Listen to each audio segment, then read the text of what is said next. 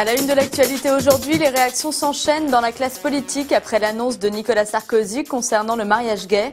Le candidat à la présidence de l'UMP a déclaré vouloir annuler la loi Taubira pour en créer une autre. À droite comme à gauche, les avis sont partagés.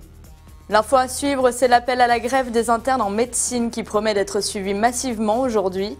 Ils réclament à la ministre de la Santé Marisol Touraine qu'elle fasse respecter leur repos de sécurité, soit une pause de 11 heures qu'un interne en médecine doit prendre à l'issue de chaque garde de nuit.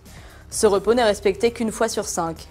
L'info TV du week-end, c'était la première prise de parole publique de Thomas Vergara depuis sa sortie d'hôpital.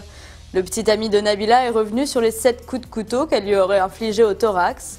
Ce dernier déclare avoir été victime à plusieurs reprises de la violence de la star de la télé-réalité. À la télé ce soir, France 3 propose un documentaire inédit retraçant les grands moments de la vie de Joe Dassin. L'un des chanteurs préférés des Français est mort à 41 ans d'épuisement cardiaque.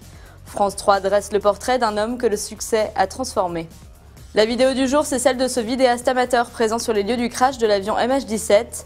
Il diffuse aujourd'hui des images inédites et très impressionnantes de la scène du drame, quelques secondes seulement après le crash.